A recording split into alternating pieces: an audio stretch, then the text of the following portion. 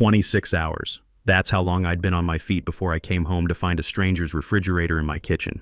I pushed open the front door, my joints screaming with every step. The smell of disinfectant still clung to my scrubs. Another double shift at Chicago Memorial, another night of holding dying hands and watching families fall apart. At 77, most men my age are retired playing golf, bouncing grandkids on their knees. But me, I'm still wiping blood off hospital floors because my pension barely covers the property taxes on this house. This house. The one I bought in 1985 when banks still redlined black neighborhoods. The one I paid for with 3 jobs and a dream that my son would have something better than I did. I dropped my bag by the door and headed straight for the kitchen. All I wanted was a cold glass of water and maybe some leftover chicken from yesterday. But when I turned the corner, I stopped dead. There was a second refrigerator, brand new. Stainless steel, sitting right next to my old one like it belonged there. I blinked, wondering if exhaustion was playing tricks on my eyes. Had Marcus bought a new fridge? Why would he do that without telling me? Our old one worked just fine. Then I heard his voice. That one's mine. Lawrence. I turned around. Kyle Patterson, my son-in-law, stood in the doorway with his arms crossed. 32 years old, blonde hair, blue eyes, and that smile that never quite reached those eyes. The man my son Marcus had married 3 years ago in a ceremony I paid for. The man who moved into my house rent-free because they were saving for their future. "What did you say?" My voice came out hoarse. I hadn't spoken to anyone outside the hospital in hours. "The fridge." Kyle pointed at the shiny new one. "It's mine. From now on, buy your own food." He said it so casually, like he was commenting on the weather. I opened my mouth, but no words came out. I looked past Kyle to the living room where Marcus sat on the couch, eyes glued to his phone. My son, my only child. The boy I raised alone after his mother died of lupus when he was 8. "Marcus," I called out. He looked up, guilt flashing across his face for just a second before it hardened into something I didn't recognize. "Dad, don't make this a big deal. Kyle's right. We should each buy our own groceries. It's more organized this way. More organized." I let those words sink in as I walked to my old refrigerator. My hands shook as I pulled open the door. Yellow labels, everywhere. Every single item I had bought 3 days ago now had a bright yellow sticker with Kyle's name written in black marker. The chicken, the cheese, the tomatoes, the milk, even the butter. "What is this?" I whispered, pulling out a container of yogurt. My yogurt, the one I bought with my money from my paycheck. And there it was, bold as day, Kyle. "I told you," Kyle said from behind me. "This is my food. You buy yours. It's not fair that I have to share what I buy with my money. His money." I turned around slowly, yogurt still in my hand. Kyle didn't work, hadn't worked a single day since he married Marcus 3 years ago. He stayed home, supposedly working on his novel, supposedly building his online business, supposedly doing something other than spending my son's salary and living in my house for free. "Marcus." I looked at my son again. "You're okay with this?" Marcus wouldn't meet my eyes. "Dad, it makes sense. We're adults. We should have boundaries." Boundaries. In my house. The house I bought by myself. The house I worked 80-hour weeks to pay for. The house where I raised Marcus when every doctor said his asthma would kill him before he turned 10. The house where I scraped together money for his inhalers instead of buying myself new shoes. I put the yogurt back in the fridge and closed the door quietly. My chest felt tight, like someone was sitting on it.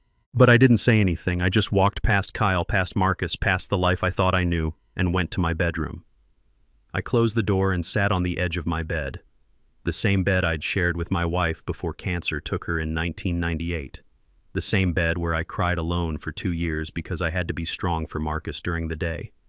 My hands were still shaking. I looked down at them. These hands had delivered babies in Vietnam during the war. These hands had held my wife as she took her last breath. These hands had worked themselves raw so my son could have a better life than I did. And now those hands couldn't even touch the food in my own refrigerator. I heard laughter from the living room. Kyle and Marcus watching TV like nothing had happened. Like they hadn't just drawn a line down the middle of my home and told me which side I belonged on. I'm 77 years old. I survived Jim Crow. I survived Vietnam. I survived watching the woman I loved waste away to nothing.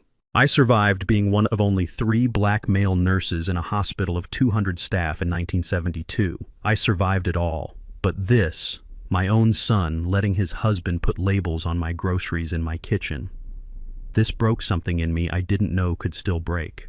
I lay back on my bed, still in my scrubs, still smelling like the hospital, and stared at the ceiling. And that's when I decided. I was 77 years old, but I wasn't dead yet. And if they thought I was going to roll over and let them disrespect me in the house I built, they had another thing coming. I survived segregation and Vietnam. But this broke me, until I decided to break them first. I thought the labels on the food were the worst of it. I was wrong. 3 days later, I came home from another 12-hour shift. This time it was only 12 hours, not 26, but my body felt like it had been hit by a truck. A patient coded twice on my watch. We brought him back both times, but barely. The family was grateful, crying, hugging me. But all I could think about on the drive home was whether there would be anything left in my house that still belonged to me. I went straight to the bathroom. I needed a shower. Needed to wash off the smell of death and desperation that clung to my skin. But when I reached for the soap, I froze. Yellow label, Kyle, written in that same black marker. I looked around. The shampoo. Yellow label, the conditioner. Yellow label, the shaving cream I'd been using for 30 years. Yellow label. Even the toilet paper sitting on the holder had a small yellow sticker on the roll. My hands started shaking again. I backed out of the bathroom and walked into the kitchen, my heart pounding. The pots hanging on the rack. Labels, the knives in the block. Labels, the wooden spoons in the ceramic holder my wife bought in 1992. Labels, the dish towels, the oven mitts, the cutting board I'd had since Marcus was born. All of them. Kyle's name. Over and over and over. I moved faster now, walking through my house like it was a crime scene. The living room, the remote control, label, the throw pillows on the couch, labels, the magazines on the coffee table, labels, even the coasters. The damn coasters I bought at a church fundraiser in 2003 had tiny yellow stickers on them. My breathing got shallow. The walls felt like they were closing in. This wasn't about organization. This was about erasing me, claiming territory, marking what was his and making sure I knew what wasn't. I heard footsteps behind me, looking for something, Kyle's voice smooth and cold. I turned around. He stood there in designer jeans and a cashmere sweater, looking like he'd just stepped out of a catalog. Everything about him screamed money, privilege, ease. Things I never had. Things I worked my whole life to make sure Marcus could have. Kyle, what is this? My voice was steady, but inside I was screaming. He tilted his head, that same smile playing on his lips. What's what, Lawrence? Don't play games with me. I gestured around the room. You put labels on everything. Not everything. He walked past me into the kitchen and opened a drawer. Just my things. You know property rights are important. In my family, we believe in knowing what belongs to whom. He paused, letting those words hang in the air.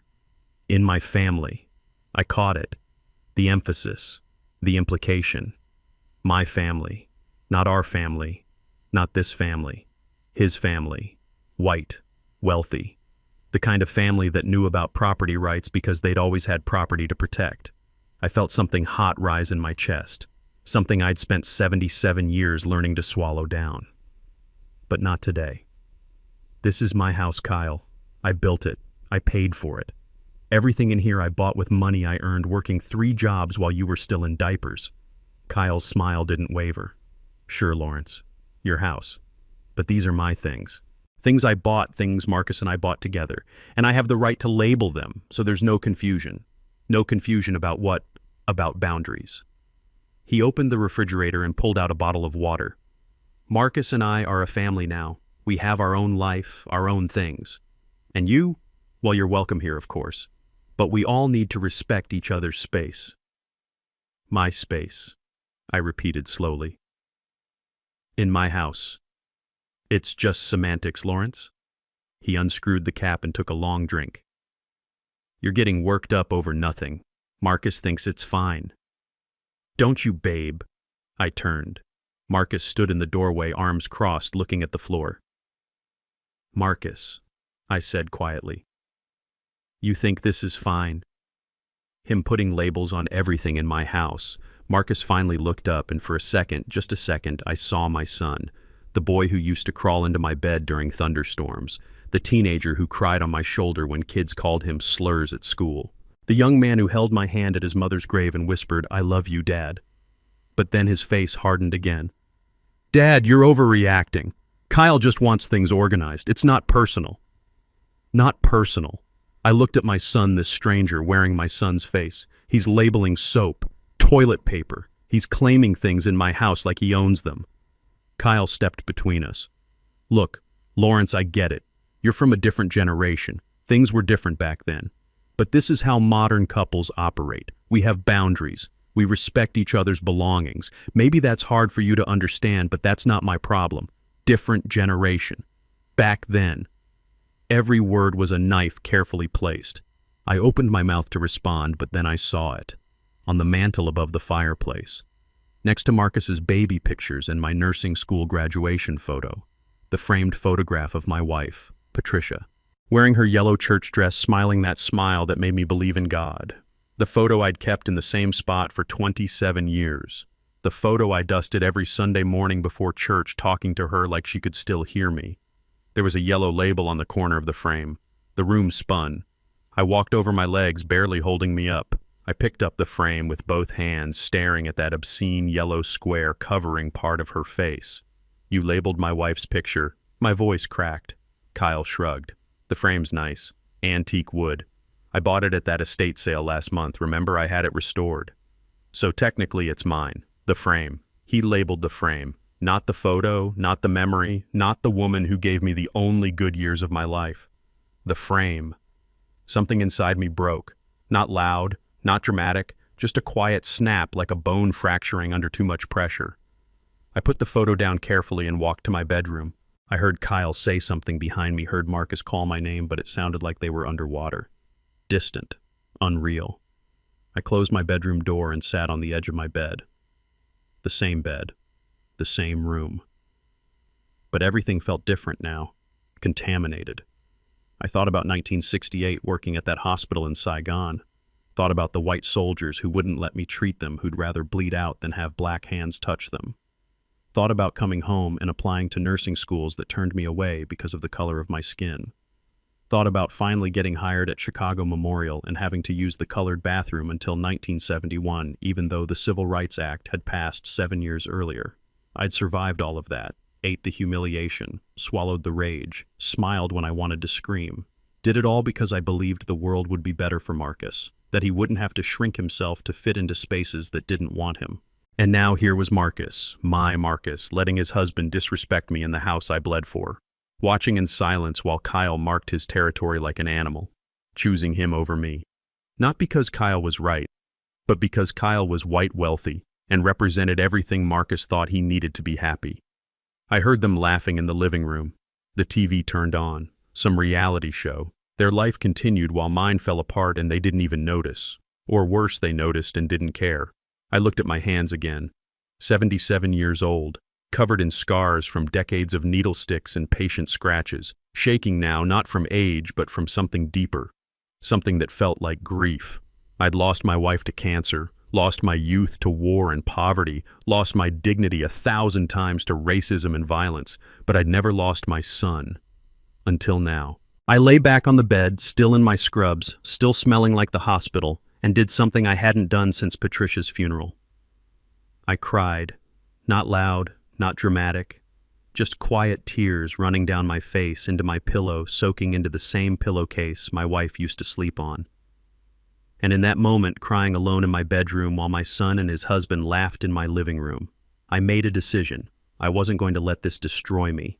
I was going to destroy it first. 2 nights later, I couldn't sleep. Again. It was becoming a pattern. Lying in bed, staring at the ceiling, listening to the house settle around me. The house that no longer felt like mine. Around 11:30, I got up to get some water.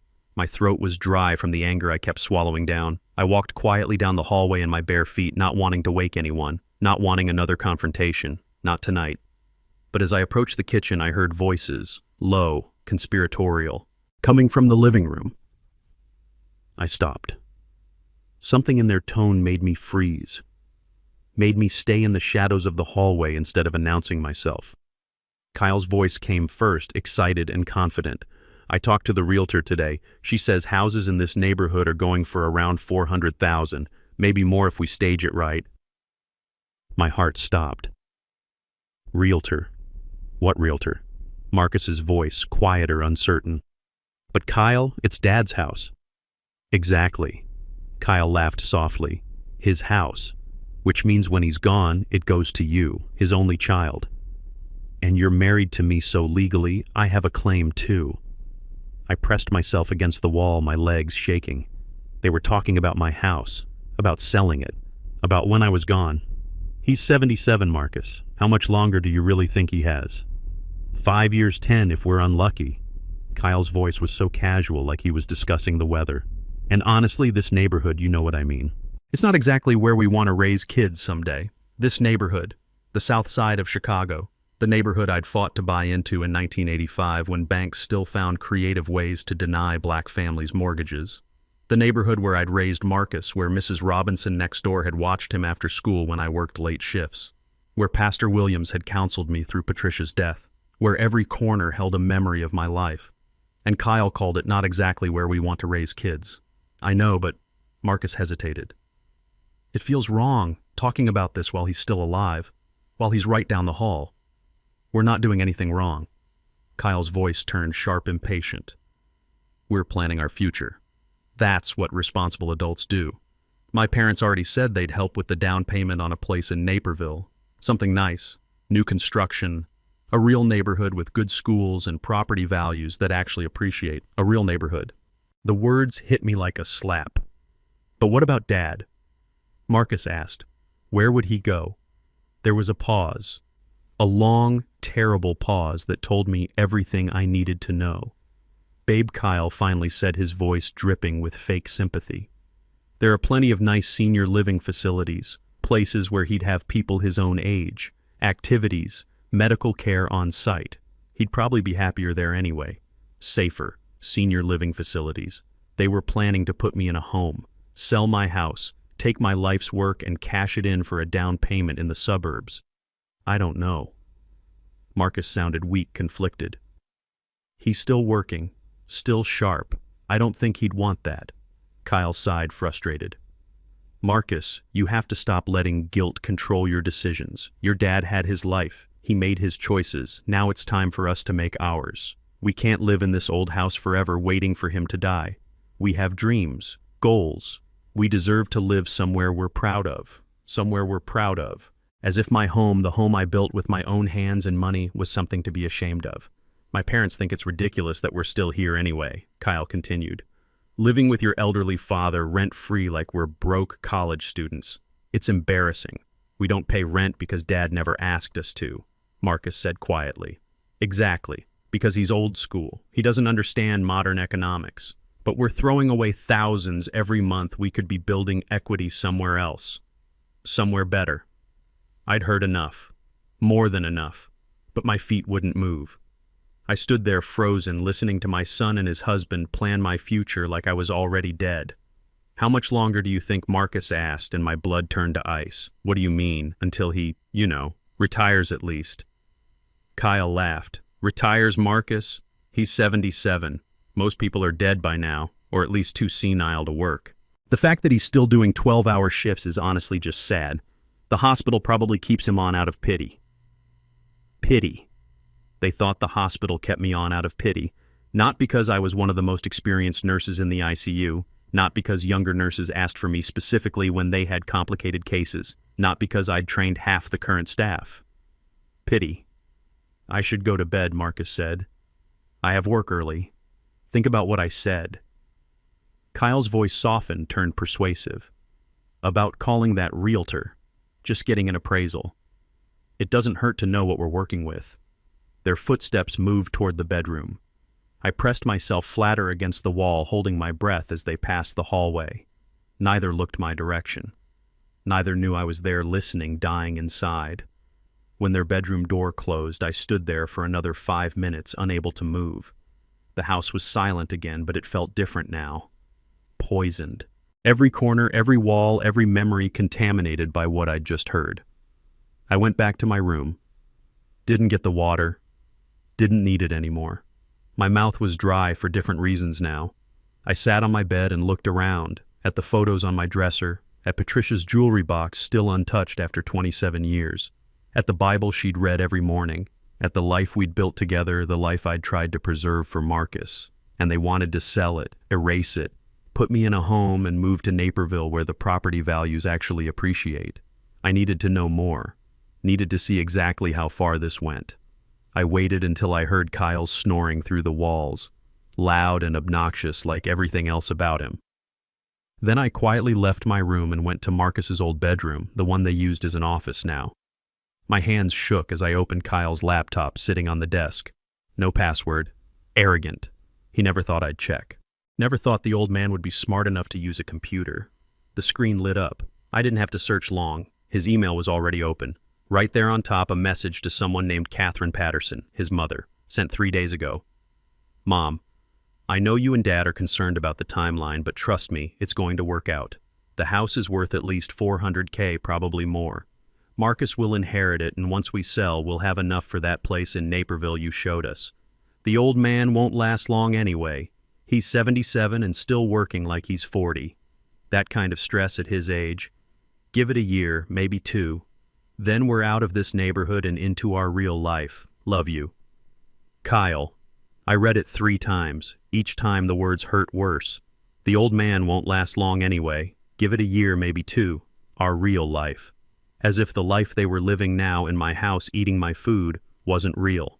As if I wasn't real. Just an obstacle. A countdown clock. A problem that would solve itself through death or decline. I clicked on the browser history. Zillow. Realtor.com. Multiple searches for houses in Naperville, Wheaton Glen Ellen. All suburbs. All white, all far away from the south side. There were saved properties, houses with 4 bedrooms and 3 car garages, houses with price tags of $600,000, $700,000, houses they planned to buy with my money, my house, my life. I found another email, this one to a realtor named Jennifer Kowalski. Hi Jennifer, my partner and I are looking to sell a property on the south side, likely within the next year or 2. The owner is elderly and in declining health. We'd like to get a preliminary appraisal so we can start planning. Can you give us a ballpark figure for a 3-bedroom, 2-bath built in 1984? Thanks, Kyle Patterson. Declining health. I'd just worked a 12-hour shift 2 days ago. I could still lift patients, run codes, make split-second decisions that saved lives. But to Kyle, I was in declining health because I was 77, because I was black, because I was in his way. I closed the laptop carefully and sat there in the dark office. The clock on the wall ticked, the same clock Patricia had bought at a garage sale in 1990, the same clock that had marked every moment of Marcus's childhood. And now it was counting down to my eviction, my erasure, my death as far as they were concerned. I thought about going into their bedroom, confronting them right now, screaming until the windows shook. But I didn't. Because angry old men don't win battles against charming young couples with sympathetic smiles and cries of elder abuse. I needed a plan, a real one, not emotion, not rage, strategy. I went back to my room and pulled out the lockbox from under my bed.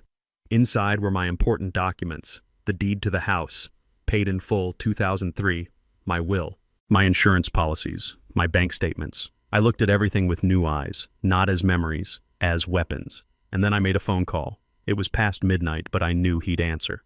Pastor Williams picked up on the 3rd ring voice, groggy. Lawrence. Everything okay? No, Pastor. I need a lawyer. A good one. First thing Monday morning. There was a pause. Then his voice sharpened alert. What happened? I'm about to lose my house, Pastor. To my own son, and I need to stop it before they bury me in a place I don't belong. I'll make the call tonight. He'll be ready Monday. Thank you. I hung up. Looked around my bedroom one more time, at the life I'd built, the life they wanted to take. Not without a fight, not without making them pay for every label, every insult, every plan they'd made in the dark while I slept down the hall. I'd survived worse than Kyle Patterson, and I'd survived this too. Monday morning came too slow and too fast at the same time. I'd barely slept all weekend, my mind spinning with everything I'd discovered. But I went to work like normal, smiled at my patients like normal, pretended everything was fine while my world crumbled behind a mask I'd worn for 77 years. The lawyer Pastor Williams recommended was named Richard Chen. His office was downtown 20th floor, floor-to-ceiling windows overlooking Lake Michigan, the kind of place that cost money just to breathe the air. But Pastor Williams had vouched for him, said he was tough and fair, and that was all I needed. Mr. Bennett. Richard shook my hand firmly. He was younger than I expected, maybe 45, sharp suit, sharper eyes. Please sit. Pastor Williams filled me in on some details, but I'd like to hear it from you. Start from the beginning. I told him everything. The labels, the overheard conversation, the emails, the plan to sell my house and put me in a home. Richard listened without interrupting, taking notes on a legal pad. When I finished, he leaned back in his chair. Do you have documentation, proof of ownership? I pulled out the folder from my bag. Deed to the house. Paid in full, my name only. Patricia's name was on it too until she died, but I had it transferred to just me in 1999. Richard examined the papers. This is good. Very good. Your son has no legal claim to this house while you're alive. And if you want to ensure he doesn't inherit it, we can change your will. I want to do more than that. I want them out. I want to know what my legal options are. We can issue an eviction notice. Give them 30 days. If they're not paying rent and there's no lease agreement, you have every right to ask them to leave. Richard looked at me carefully. But I have to ask Mr. Bennett, are you sure this is your son? Once you go down this road, there's no coming back from it. I thought about Marcus as a baby. Tiny, premature, barely 5 pounds. The doctor said he wouldn't make it. But he did. Because I sat by his incubator every single day for 3 months, talking to him, praying over him, refusing to let him go. I thought about Marcus at 8, crying at his mother's funeral, holding my hand so tight I thought he'd break my fingers.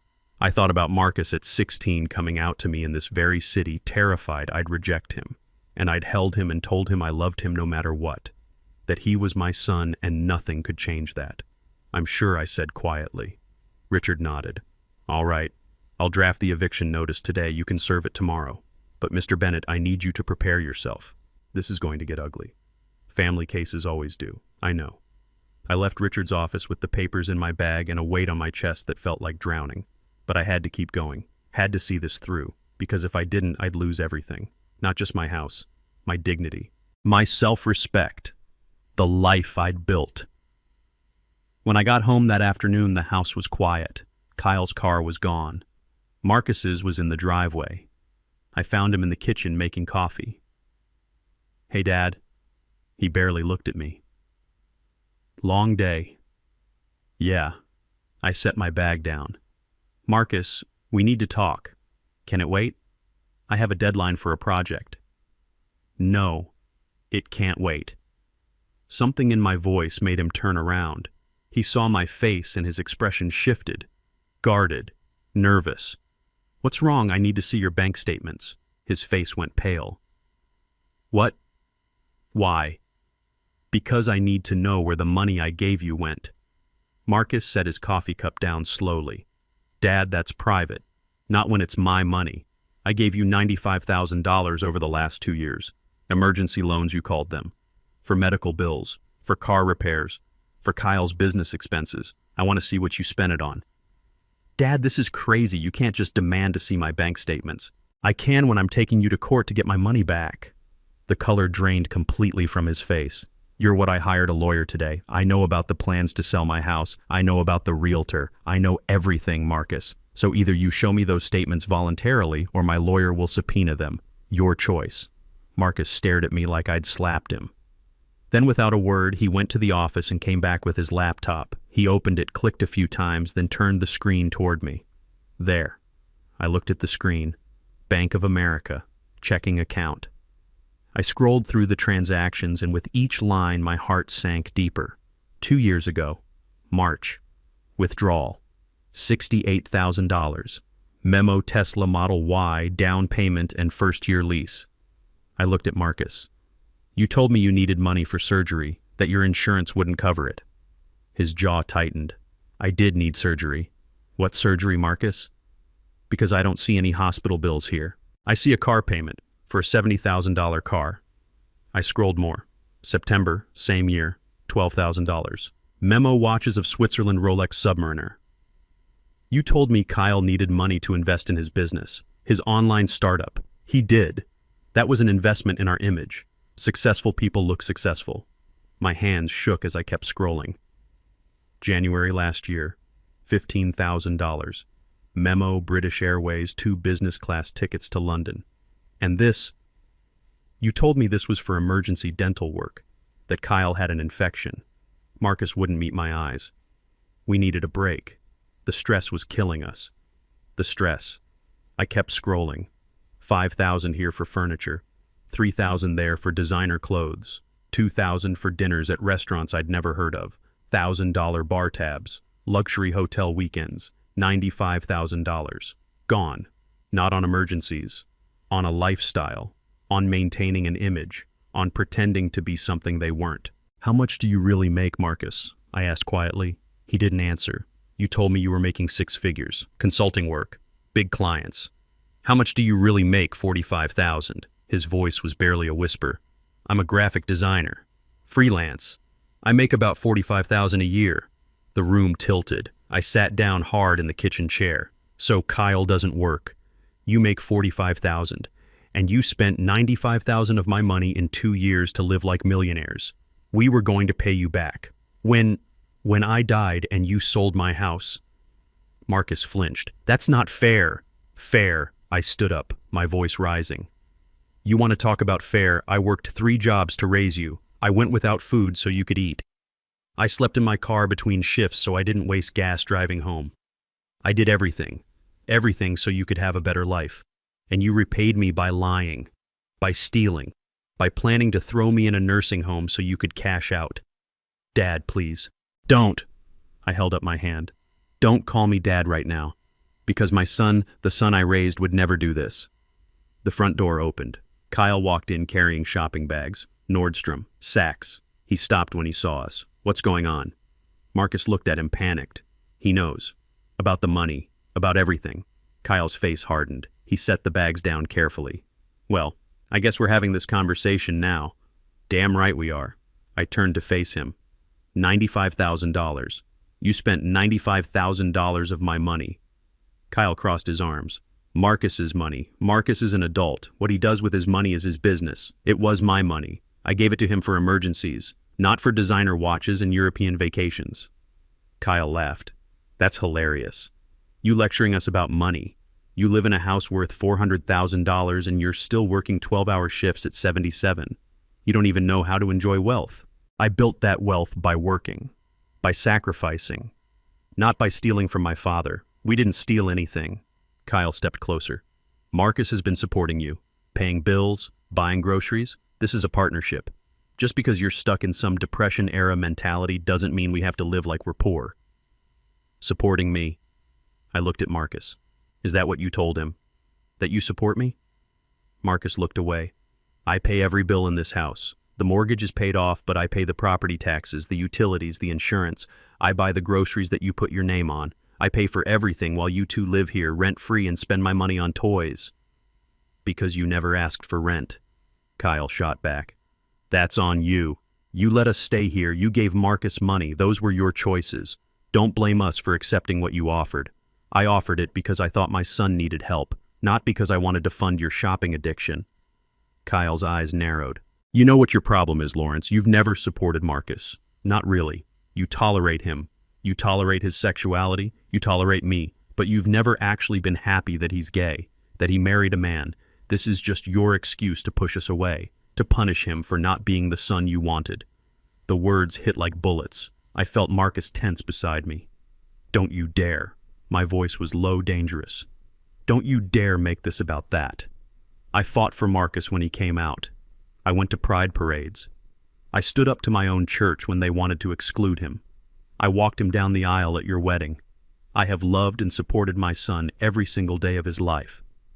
Then why are you doing this? Kyle spread his arms. Why are you threatening to kick us out? Why are you demanding money back? If you really loved him, you'd help him. You'd want him to be happy. I do want him to be happy. Just not at the cost of my dignity, not at the cost of my home, not at the cost of my life. Kyle turned to Marcus. You see, this is what I've been telling you. He doesn't respect us. He doesn't respect our marriage. He wants to control you, keep you dependent. This is emotional abuse, Marcus.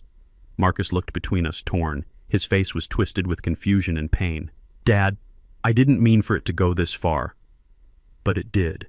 I looked at my son, this man I didn't recognize. It went exactly this far. And now you have a choice. You can stay here, pay rent, pay me back what you owe, and we figure this out. Or you can leave. You're giving him an ultimatum. Kyle's voice rose.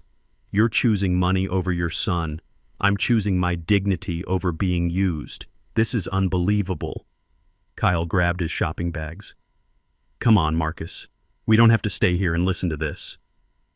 But Marcus didn't move. He stood there frozen, looking at me with tears in his eyes. Dad, I'm sorry.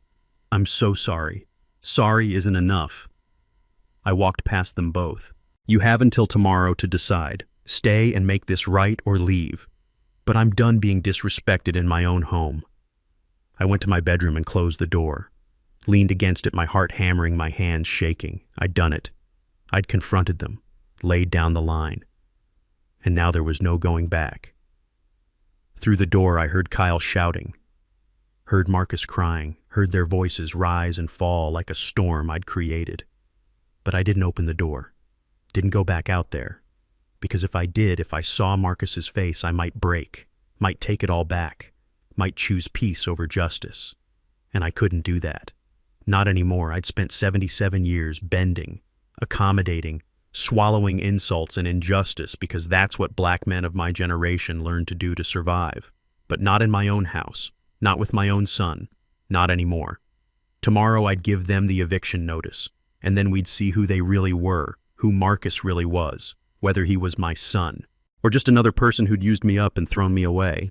I didn't sleep that night, just lay in bed listening to Kyle and Marcus argue through the walls. Their voices rose and fell like waves, sometimes loud enough to make out words, sometimes just muffled anger. Around 3 a.m, it finally went quiet, but I stayed awake, staring at the ceiling, waiting for dawn. At 6, I got up and got dressed, put on my best suit, the navy one I'd bought for Marcus's wedding, the one I'd worn when I walked him down the aisle, crying tears of joy because my son had found love. That felt like a lifetime ago now. I called Richard Chen at 7. He answered on the second ring, voice already alert. Lawyers never sleep, I guess. Mr. Bennett, I was expecting your call. Are you ready to move forward? Yes, I want them out. 30 days. I'll have the eviction notice ready by noon. You'll need to serve it in person. Can you do that, or do you want me to send someone? I'll do it. This needs to come from me. Understood. I'll also draft a demand letter for the money. $95,000, correct. This gives them the option to repay voluntarily before we file a civil suit. If they refuse, we go to court. Are you prepared for that? I thought about Marcus, about the little boy who used to climb into my lap and fall asleep while I read to him, about the teenager who'd helped me plant roses on Patricia's grave every Mother's Day, about all the versions of my son I'd loved and lost. I'm prepared. Good. Come by at noon. Bring identification and any additional documentation you have. We'll get this done. I hung up and sat on the edge of my bed, my hands folded in my lap. This was really happening. I was evicting my own son, taking him to court, destroying what was left of our relationship. But what choice did I have? Let them keep using me, keep lying, keep planning to throw me away like garbage. No, I'd rather have no son than a son who treated me like this. At noon, I drove downtown to Richard's office. The eviction notice was printed on crisp legal paper, official and cold. 30 days to vacate the premises. Failure to comply will result in legal action. There was also a demand letter. Marcus Bennett and Kyle Patterson are hereby notified that they owe Lawrence Bennett the sum of $95,000 loaned in good faith over a period of 2 years. Payment in full is demanded within 30 days. I signed both documents with a shaking hand. Richard witnessed the signatures and put everything in a manila envelope. Serve these today, he said. Make sure you have a witness if possible, someone who can testify that you delivered them and they were received. I'll do it. I drove home through lunch traffic, the envelope on the passenger seat like a bomb waiting to go off. My chest felt tight, my hands sweated on the steering wheel. Every traffic light felt like a countdown. When I pulled into the driveway, both cars were there. Kyle's leased Tesla, Marcus's Honda. They were home. Good. Better to get this over with. I walked in through the front door. They were in the living room, Kyle on the couch, scrolling through his phone, Marcus at the table with his laptop. They both looked up when I came in. The tension from last night still hung in the air, thick and suffocating. We need to talk, I said. Kyle stood up. If you're here to apologize, I'll consider accepting. I'm not apologizing. I held up the envelope. I'm serving you with an eviction notice. You have 30 days to leave my house. The room went dead silent. Marcus's face went white. Kyle's mouth fell open. You're what Kyle finally said. I opened the envelope and pulled out the papers. Eviction notice, 30 days, and a demand for repayment of $95,000. Both of you are named. I walked over and held the papers out to Marcus. He didn't take them, just stared at them like they were written in a foreign language. Dad, you can't be serious. I'm completely serious. Take them. His hands shook as he took the papers. He read the first few lines and his eyes filled with tears. Kyle grabbed the papers from Marcus's hands and read them himself. His face turned red, then purple. You're kicking us out. You're actually kicking out your own son. I'm removing 2 people who have been using and disrespecting me from my property. Yes. Kyle threw the papers on the floor. This is insane. You're insane. What kind of father does this? The kind who's tired of being treated like a doormat. I kept my voice level calm. You don't pay rent. You don't contribute. You spent almost $100,000 of my money on luxuries while planning to sell my house out from under me. You labeled my belongings like I'm a stranger in my own home. You put a sticker on my dead wife's photograph. So yes, Kyle, I'm evicting you. And if you don't pay back what you owe, I'm taking you to court. Kyle's face twisted with rage. You miserable old man. We gave up everything to stay here with you, to take care of you, and this is how you repay us. Take care of me. I laughed bitter. You've done nothing but use me. You don't work. Marcus barely makes enough to support himself, let alone you. Every meal you eat, every shower you take, every second of electricity you use, I pay for, while you shop at Nordstrom and drive a Tesla. That Tesla is leased. Kyle's voice rose higher. It's a business expense. For what business? The one that doesn't exist. You wouldn't understand. You're from a different generation. You don't understand modern entrepreneurship. I understand theft. I understand lying. And I understand that you've been manipulating my son for 2 years while bleeding us both dry. Kyle turned to Marcus. Are you going to let him talk to me like this? Are you going to let him kick us out? Marcus stood there, frozen tears streaming down his face. He looked at Kyle, then at me, then back at Kyle. Dad. Please, Marcus whispered. We can work this out. I'll get a better job. I'll pay you back. Just please don't make us leave. You have 30 days. If you want to stay after that, you pay rent. Market rate, $1,500 a month, plus you sign a repayment plan for the $95,000. 3% interest. Monthly installments. That's insane, Kyle shouted. That's highway robbery. That's generosity. Most landlords would charge you $2,000 for this house, and most fathers would have you arrested for fraud. Kyle took a step toward me, his face inches from mine. You want to threaten me, old man? You want to play hardball? Fine, I'll tell everyone. I'll go to your church, your job, your neighbors. I'll tell them all that you're a homophobic bigot who's kicking out your gay son because you can't stand that he married a man. Go ahead. I didn't back down. Tell them. Tell them I walked Marcus down the aisle at your wedding. Tell them I marched in pride parades. Tell them I fought my own church to accept him. And then tell them why I'm really evicting you. Tell them about the $95,000, the lies, the plan to sell my house. See who they believe. Kyle's hand came up so fast I almost didn't see it. The slap cracked across my face, snapping my head to the side. Pain exploded across my cheek, sharp and hot. The room went silent. I touched my face, felt the heat, the sting, tasted blood where my tooth had cut the inside of my cheek. I looked at Marcus, my son, standing there, watching, doing nothing. Marcus, I said quietly, he hit me. Your husband just hit your father. Marcus's mouth opened, closed. Tears poured down his face, but he didn't move, didn't speak, didn't defend me. And in that moment I knew I'd already lost him. Maybe I'd lost him years ago and just didn't want to see it. Kyle, breathing hard, stepped back. He looked at his own hand like it belonged to someone else. I didn't mean to. You pushed me. I pushed you by defending myself in my own home. You're trying to destroy us. No. I picked up the papers from the floor and set them on the coffee table. I'm trying to save myself. 30 days. That's what the law requires. I'm following the law. I walked to my bedroom, my face throbbing, my heart breaking into pieces I'd never be able to put back together. Behind me, I heard Kyle say, "Pack your things, Marcus. We're not staying in this house another night." And I heard Marcus, my son, my baby boy, say, "Okay," not, "Let me talk to him," not, "You shouldn't have hit him," not, "Dad, I'm sorry," just, "Okay." I closed my bedroom door and locked it, sat on the edge of my bed and touched my face again. It would bruise. By tomorrow, I'd have a black eye. At 77 bruises took weeks to heal, but some wounds never healed at all. I heard them moving through the house, drawers opening, closets emptying, car doors slamming, the Tesla's engine starting, the sound of my son driving away. And then silence. I walked through the house. They'd taken their clothes, their electronics, Kyle's designer bags. They'd left the furniture, the dishes, the pots with the labels still on them. The yellow labels, still everywhere. Kyle, Kyle, Kyle. I started ripping them off, one by one, tearing them from every surface, every object, every memory. My hands shook, my face throbbed, but I kept going until every single label was gone, crumpled in a garbage bag. The house was quiet now, empty in a way it hadn't been in 3 years. I sat in my living room in the chair Patricia used to love and looked around at my home, my sanctuary, my life's work. I'd won. I'd stood up for myself. I'd defended my dignity. So why did it feel like I'd lost everything?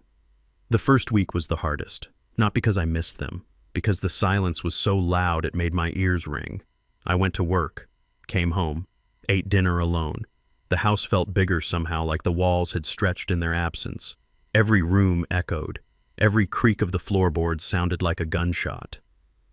Mrs. Robinson from next door came by on day 3 with a casserole.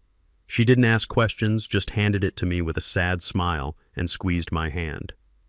On day 5, Pastor Williams called. "Lawrence, I heard what happened. The whole church is praying for you. I don't need prayers, Pastor. I need my son back. Sometimes the hardest part of loving someone is letting them make their own mistakes." I hung up and sat in the dark living room staring at the empty spaces where Kyle's things used to be. The designer couch cushions, the expensive throw blankets, the abstract art that cost more than my monthly utilities. All gone, and good riddance. But Marcus's things were gone too. His coffee mug, the one I'd given him for his birthday 3 years ago. His collection of graphic novels, the framed photo of him and Patricia from his high school graduation. He'd taken everything, like he was erasing himself from my life, or maybe I'd erased him first.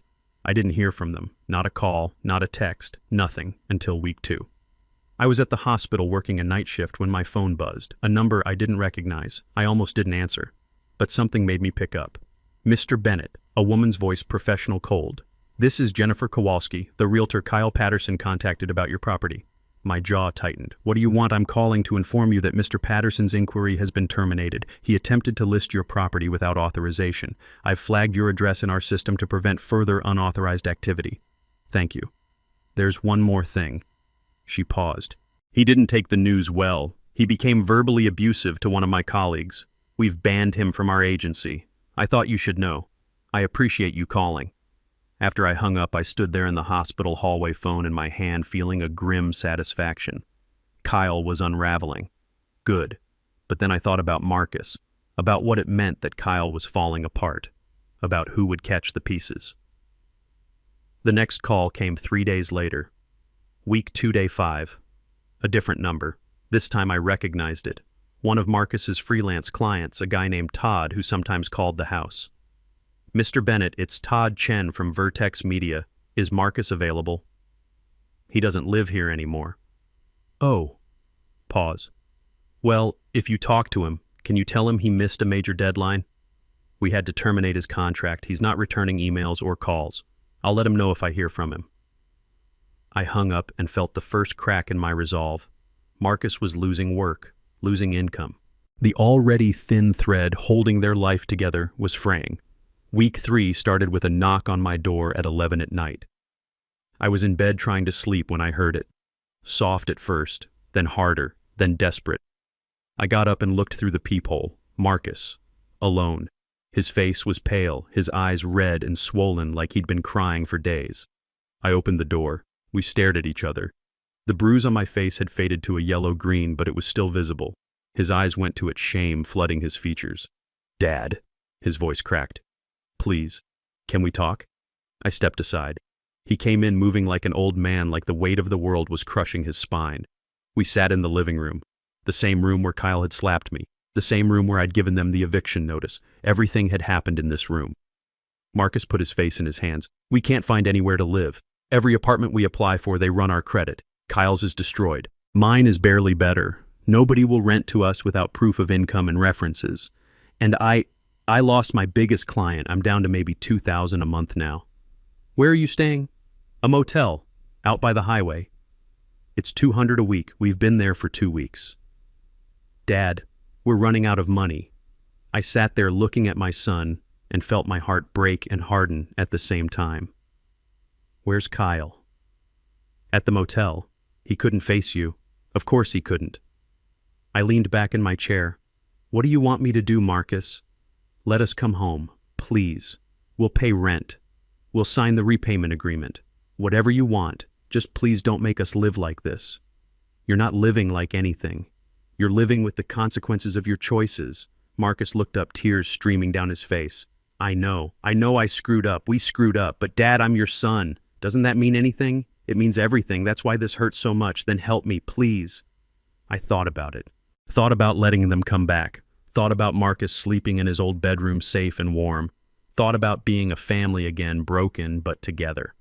And then I thought about the labels, the lies, the plan to sell my house and warehouse me in a nursing home, the slap that had left my face bruised for weeks, Marcus standing there watching, doing nothing. "No." Marcus's face crumpled.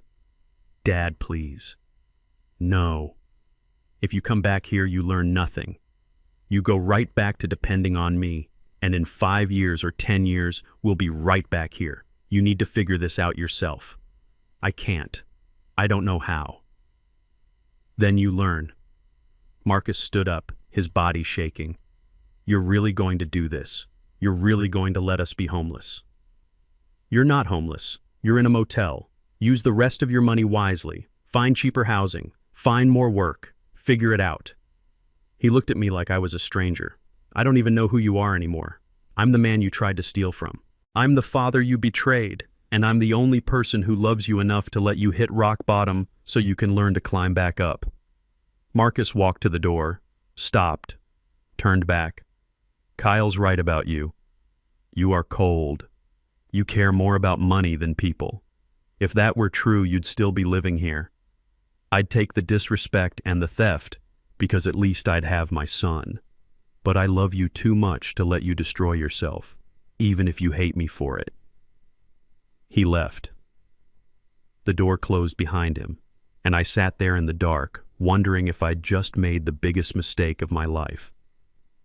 Week 4, Day 2. My phone rang at 6 in the morning. Unknown number. I answered. "Mr. Bennett." A man's voice, young, nervous. "This is Derek from the Roadside Inn. Your son Marcus is here. He asked me to call you. Is he okay?" "He's well. He's pretty upset. His partner left. Drove off about an hour ago. Marcus doesn't have a car or a way to get anywhere. He's asking if you can come get him." My heart stopped. "Kyle left, yes, sir. They had a big fight. I heard some of it. The other guy said he was going back to Connecticut, back to his family. Said he couldn't do this anymore. I'll be there in 20 minutes. I drove through the early morning streets, my mind racing. Kyle had left Marcus, just abandoned him at a motel with no car, no money, nowhere to go. Part of me felt vindicated. This was what Kyle really was, a user, a coward, someone who loved the lifestyle Marcus provided, not Marcus himself. But the other part of me felt sick, because Marcus had to be destroyed right now, broken, alone. The Roadside Inn was exactly as depressing as it sounded. Peeling paint, cracked parking lot, the kind of place people went when they'd run out of options. I found Marcus sitting on the curb outside room 112. He had a backpack next to him. That was it. Everything he owned in one bag. I pulled up and got out. He looked up at me, and I barely recognized him. He'd lost weight. His eyes were hollow. His clothes, the designer shirts Kyle used to buy him, were wrinkled and dirty. "He left me," Marcus whispered. "He said he can't be poor. that his family didn't raise him to live like this, that he needs to go home and figure out his life without me dragging him down. I'm sorry. Marcus laughed, bitter and broken. You were right, about everything. He didn't love me. He loved your house, your money, the idea of what I could give him. And the second that was gone, so was he. I sat down on the curb next to him. Cars drove by on the highway. The sun was coming up, painting the sky pink and orange. Beautiful. Completely at odds with the ugliness of this moment. What do you want me to do, Marcus? He turned to look at me. His face was so young suddenly. Not 35, 8. The little boy who'd lost his mother and clung to me like I was the only solid thing in a spinning world. I don't know, he whispered. I don't know how to fix this. And there it was. The moment, the choice. I could take him home right now, let him move back in, save him like I'd saved him 1,000 times before. Or I could do the hardest thing I'd ever done. Harder than burying Patricia, harder than working 3 jobs, harder than anything. I could let him fall. I have $95 in my wallet, I said slowly, and a piece of paper with a phone number on it. The YMCA downtown. They have temporary housing, $30 a night, shared bathroom, but it's clean and safe. I can't afford $30 a night. I have maybe 300 left. Then you find a job. Any job. Tomorrow. You work. You save. You figure it out. Marcus stared at me. You're not taking me home. No. Dad, I have nothing. No car, no job, no home. Kyle took everything. Kyle took what you let him take. But you still have something, Marcus. You have yourself, and you need to figure out if that's enough. Tears poured down his face. What if it's not? What if I can't do this? Then you fail. And you get back up, and you try again. That's what adults do. I stood up, pulled out my wallet, took out $95 and the piece of paper with the YMCA number, handed them to him. This is the last time I save you. After this, you save yourself. Marcus took the money with shaking hands, looked at it, looked at me. I love you, I said, more than you'll ever know, but I can't help you anymore, not like this. I got back in my car, started the engine, and drove away. In the rearview mirror, I saw Marcus sitting on that curb alone holding $95 and a phone number, and I drove home through tears. I couldn't stop wondering if I'd just lost my son forever, or if I'd just given him the only chance he had to find himself. I didn't hear from Marcus for 6 days, 6 days of silence so heavy it felt like drowning. I went to work, came home, ate alone, stared at my phone, willing it to ring, wondering if he was okay, wondering if he'd eaten, wondering if I'd destroyed him. On day 7, he called. Dad. His voice was rough, exhausted. Can I come over? I need to talk to you. Yes. Come now. 30 minutes later, he was at my door. He looked different. Thinner, yes, but something else had changed. The softness was gone from his face. His eyes were harder, older. We sat at the kitchen table, the same table where we'd eaten breakfast together for 30 years, where I'd helped him with homework, where we'd laughed and fought and lived. I got a job, Marcus said quietly. Security guard. Night shift at a warehouse in Cicero. $650 a week after taxes. That's good. I kept my voice neutral, but inside something loosened in my chest. He'd done it. Found work. And I found a room. Boarding house on the west side. $350 a month. Shared bathroom. No kitchen.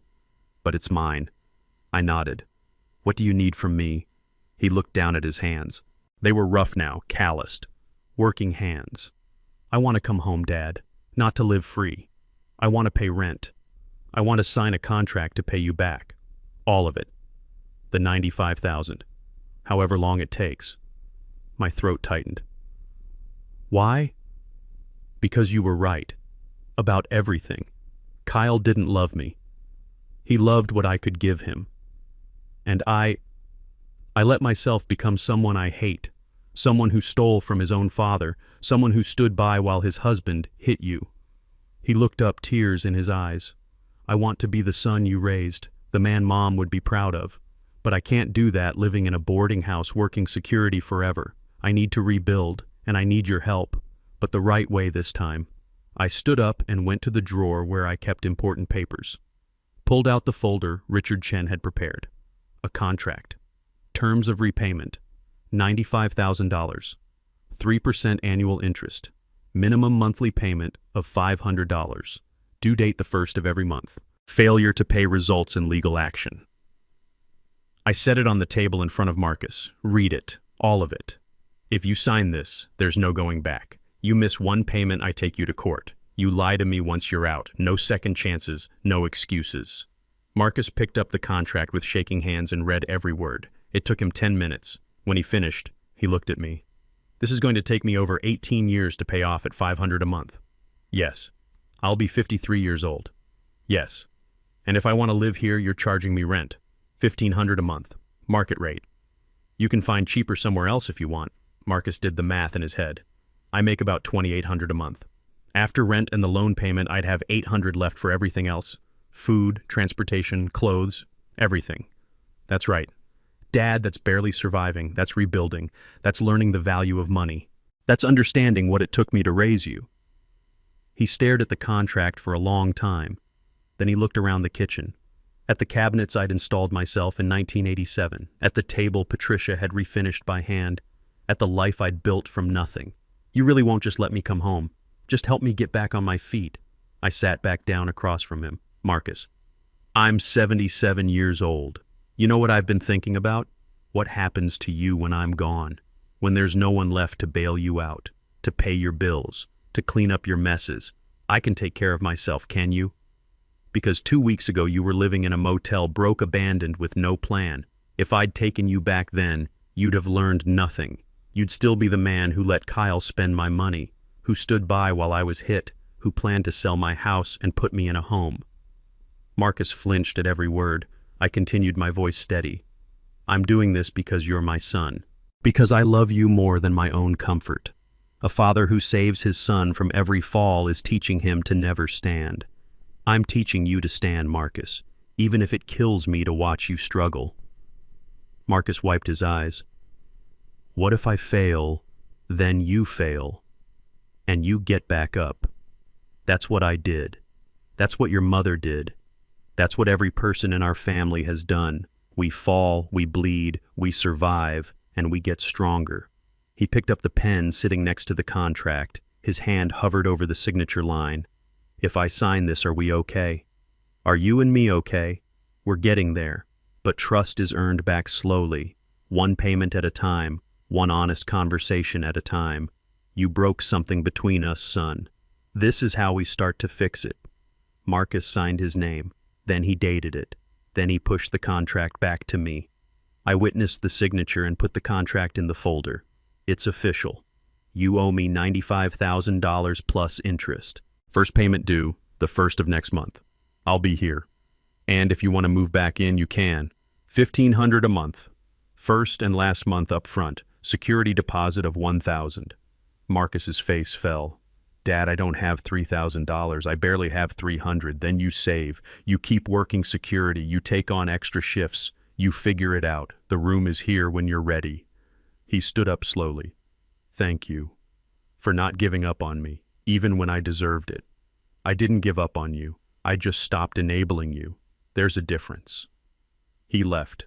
I watched him walk down the driveway and disappear down the street. No car. Walking to the bus stop. My son, 35 years old, walking to catch a bus to a boarding house. I went to my bedroom and closed the door, sat on the edge of the bed and put my face in my hands. And I cried. Hard. Deep sobs that shook my whole body. Because this was the hardest thing I'd ever done. Harder than losing Patricia. Harder than anything. But it was right. I knew it was right, even if it hurt worse than dying. The first month passed slowly. I didn't hear from Marcus except for a text on the 15th. Still working, saving. See you on the 1st. On the 1st of the month, he showed up at 6 in the morning before his shift. He looked exhausted. Dark circles under his eyes. His security uniform was clean but worn. He handed me an envelope. Inside was $500, 25 $20 bills. I counted it in front of him, wrote him a receipt. First payment received, September 1st. Balance remaining $94,712. Marcus took the receipt and folded it carefully, put it in his wallet. How's the job, I asked. Hard. Boring. I stand for 12 hours watching an empty warehouse. My feet hurt, my back hurts, but it's honest work. Good. He hesitated at the door. Dad, I'm saving. For the $3,000 to move back in, I'm doing extra shifts. I should have it in 3 months. Take your time. Do it right. He left for work. I stood there with the $500 in my hand. The first payment. It felt heavier than it should, like it weighed more than just paper. I went to the bank that afternoon and deposited it, kept the receipt, stapled it to the contract. This was real. This was happening. My son was paying me back, dollar by dollar, learning the value of money, the weight of debt, the cost of choices. October 1st.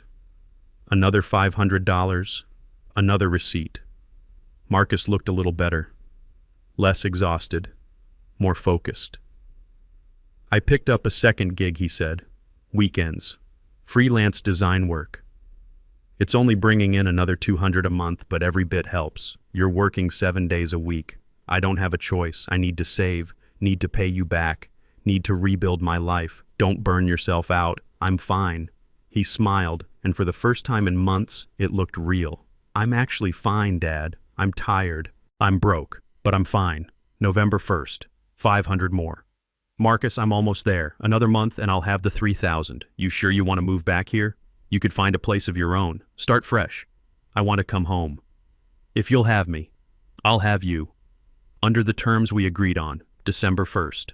Marcus showed up with an envelope that was thicker than usual. He handed it to me with a smile. Inside was $3,500. $3,000 for first and last month's rent plus security deposit. $500 for the regular payment. I counted it twice, wrote 2 receipts, one for the rent, one for the loan. Welcome home, son. Marcus's eyes filled with tears. Thank you. For not giving up on me, for loving me enough to let me fail. I hugged him, held him tight. My boy, my son, still here, still fighting, still alive. That afternoon we moved his things back in. One backpack, that's all he had. Everything else had been sold or left behind. We put his clothes in his old dresser, made his bed with fresh sheets. He stood in the doorway of his childhood bedroom looking around. It feels different. You're different. Yeah. He sat on the bed. I am. That night we had dinner together. I made fried chicken. Marcus made a salad. We sat at the kitchen table and ate and talked. About work, about life, about Patricia and how much we missed her.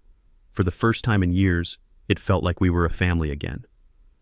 After dinner, Marcus washed the dishes. I dried. We worked in comfortable silence, the kind that only comes after you've been through hell together and survived. When we finished, Marcus turned to me. Dad, can I ask you something? Anything. Why didn't you just forgive the debt? Why make me pay it back?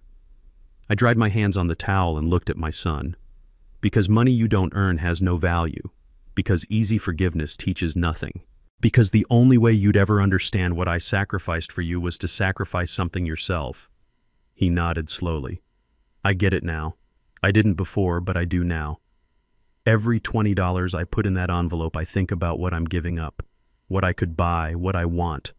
And then I think about you working 3 jobs so I could have medicine. And it makes sense. I put my hand on his shoulder. You're going to be okay, Marcus. Better than okay. You're going to be strong. Because of you. No, because of you. I just gave you the push. You did the work. He went to bed early, exhausted from his shift. I stayed up sitting in Patricia's chair looking around the house. The labels were gone. Kyle was gone. The lies were gone. And Marcus was home. Not the same Marcus who'd left. Someone better. Someone harder. Someone who'd earned his way back. I'd done it. The hardest thing a father could do. I'd let my son fall. And then I'd watched him climb back up. 6 months. That's how long it took for me to see my son again. Not the broken man who'd signed that contract, not the lost boy who'd let Kyle control his life, but Marcus. My Marcus. The man he was always meant to be. It was a Sunday morning in June. I was in the kitchen making coffee when Marcus came down the stairs.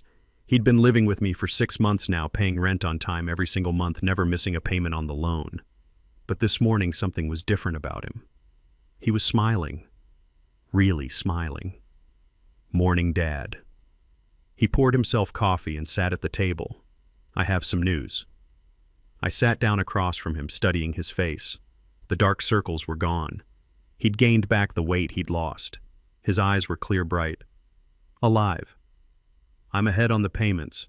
6 months, $3,000 paid off on the loan, plus $9,000 in rent. He paused. And I got promoted. Not at the security job, the freelance work. One of my clients offered me a full-time position. Graphic designer, $60,000 a year, benefits. I start Monday. My chest swelled with pride. Marcus, that's incredible. It gets better. He leaned forward. I've been able to save some money, and I've been thinking about getting my own place. Not right away, but maybe in a year. Something small. An apartment. My own space. You don't have to leave. I know, but I want to. Not because I don't want to be here, because I want to prove to myself that I can stand on my own. Completely on my own. I reached across the table and squeezed his hand. Your mother would be so proud of you. His eyes got wet. You think so, I know so. There's something else. He took a breath. I met someone. My heart did a little flip. Someone, his name is Brian Delgado. He's a teacher, 3rd grade. We met at a coffee shop near my weekend freelance client's office. I was working on my laptop, he was grading papers. We started talking, and Dad, he's different. He's nothing like Kyle. Tell me about him. Marcus's whole face lit up. He's 34. Teaches at a public school on the south side. Lives in a 1-bedroom apartment he shares with his younger sister who's in college. Drives a 15-year-old Honda. Shops at Target. He grew up in Pilsen, first generation. His parents came from Mexico with nothing. He worked his way through college. And Dad, he has dreams. Real dreams. He wants to open a tutoring center for underprivileged kids someday. He's saving every penny. He sounds wonderful. He is. And the best part? He doesn't care that I work security and do freelance design. He doesn't care that I live with my father and pay off debt. He actually respects it. He says it shows character. I felt something warm spread through my chest. When can I meet him? That's what I wanted to ask. Can I bring him to dinner? Next Sunday, I want him to meet you. I want him to see where I come from. Who raised me? Of course. I'd love to meet him. The week crawled by. I found myself excited in a way I hadn't been in years. Marcus was happy, really happy, and he wanted to share that happiness with me. Sunday came. I spent the afternoon cooking, not just any meal. Patricia's recipes, the ones she'd made for every special occasion: fried chicken, collard greens, mac and cheese, cornbread, peach cobbler, the works. At 5, I heard Marcus's key in the door. Then voices. 2 voices. One I knew, one I didn't. Dad, Marcus called out, "We're here." I wiped my hands on my apron and walked into the living room. Marcus stood there with a man I'd never seen before. Average height, dark hair, warm brown eyes, wearing jeans and a button-down shirt. Simple, neat, clean. "Dad, this is Brian. Brian, this is my father, Lawrence Bennett." Brian stepped forward and extended his hand. "Mr. Bennett, it's an honor to meet you. Marcus has told me so much about you." His handshake was firm. His eyes met mine directly. Respectful, but not afraid. I liked him immediately. "Call me Lawrence, and welcome to my home. Thank you for having me. Your home is beautiful. Marcus told me you've lived here since 1985. That's right. Bought it myself. Raised Marcus here after his mother passed." Brian glanced at Marcus with something in his eyes. Something soft, admiring. He told me. He also told me what you've done for him these past months. How you helped him find himself again. I didn't help him. I just stopped enabling him. He did the work himself. We sat down to dinner, the 3 of us at the table. I said grace, something I hadn't done since Patricia died, and we ate. Brian was easy to talk to. He asked about my nursing career, about Vietnam, about the South Side in the 80s. He listened with genuine interest, asking follow-up questions, engaging deeply. And he talked about his own life, about growing up poor, about his parents working 3 jobs between them, about getting a scholarship to DePaul. about choosing to teach in underfunded schools because that's where he was needed most. "This mac and cheese is incredible," Brian said, taking a second helping. "My mom makes it too, but this is next level. Patricia's recipe. Marcus's mother. She was the real cook in this family. Marcus told me about her. That she was strong, that she fought until the end." Brian looked at Marcus. "He gets his strength from both of you." After dinner, Marcus and Brian did the dishes together. I watched them from the living room, pretending to read the paper. But really, I was observing the way they moved around each other, the easy comfort, the small touches, a hand on the shoulder, a smile shared over soapy water. This was different. This was real. When they finished, we sat in the living room, Brian on the couch next to Marcus, me in Patricia's chair. "Mr. Bennett Lawrence," Brian said, "I want to thank you for raising a man like Marcus. I know his journey hasn't been easy. He's told me about Kyle, about the mistakes he made, about the debt he's repaying, and I want you to know I respect him more because of it. A lot of people would have run from that, hidden from it, but he faced it. He's owning it. That takes real character. He learned that from his mother, and from hard experience." Brian looked at Marcus. "He also learned it from you, from watching you work 3 jobs to raise him, from seeing you refuse to let him take the easy way out. That's a gift, even if it didn't feel like it at the time." Marcus reached over and took Brian's hand. "I told Brian about the contract, about paying you back, about the 18 years it's going to take. And you know what he said?" Brian smiled. "I said good. I said it means you understand the value of $1, that you won't waste money, that when we build something together someday it'll be built on a real foundation. Not debt, not lies, truth." I felt my throat tighten. "You're a good man, Brian. I try to be. My parents taught me that integrity is the only thing you take to the grave. Everything else is just temporary." After they left, I stood at the door watching them walk to Brian's old Honda. Marcus opened the door for Brian. They drove away and I stood there feeling something I hadn't felt in years. Hope. Real hope. Not the desperate kind. The kind that comes from seeing your child finally on the right path. The next morning, Marcus came downstairs before work. He found me in the kitchen with my coffee, so he sat down nervous. "What did you think?" "I think you found someone who sees you, not what you can give him, not where you live or what you drive. You. The man you are." Marcus exhaled. "That's exactly it, Dad. Brian doesn't need me to have money. He doesn't need me to live in a certain neighborhood or drive a certain car. He needs me to have integrity, to be honest, to work hard, to have dreams, and I can do that. I can be that. You already are that, because you made me."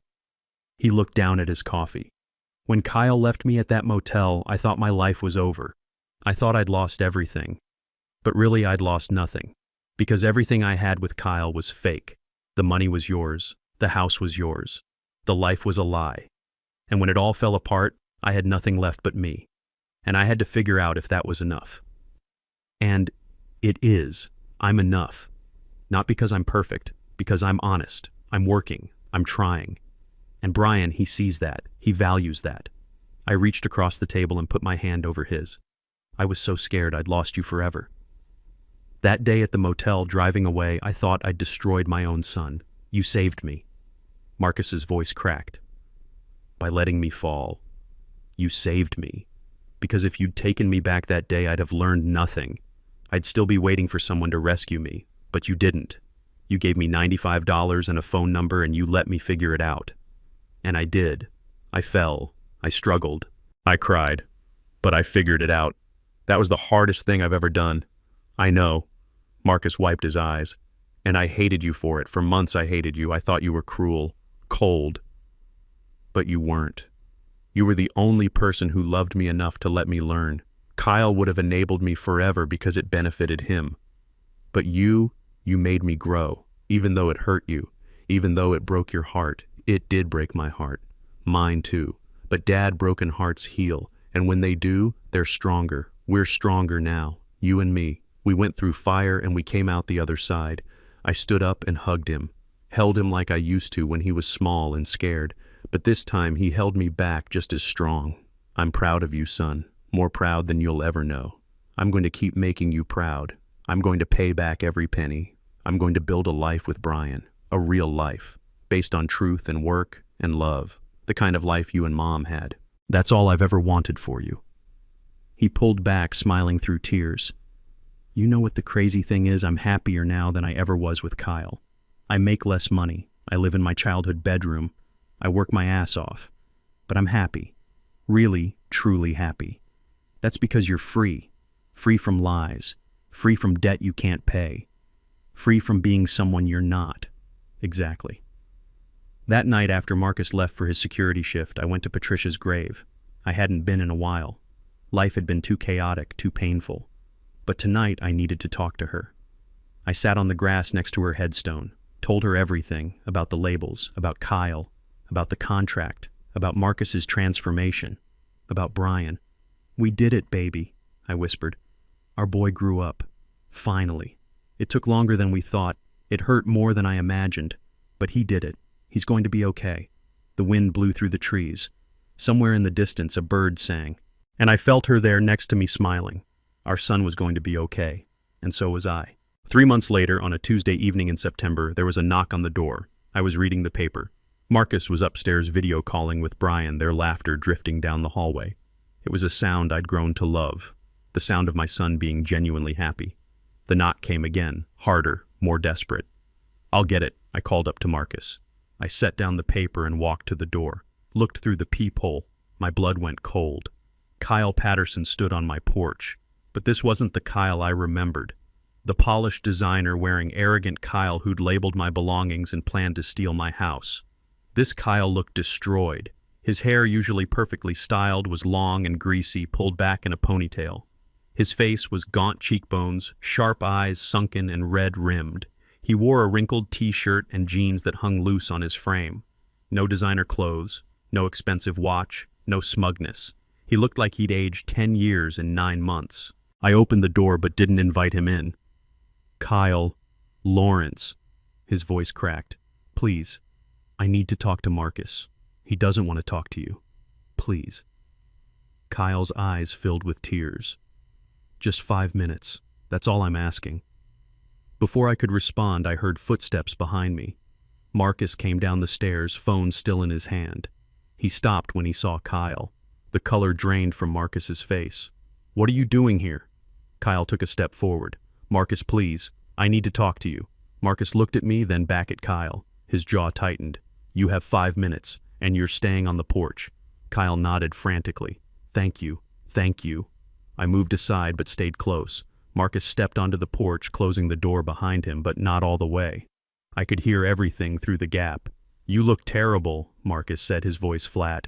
No emotion, no concern, just observation. "I am terrible." Kyle's voice broke.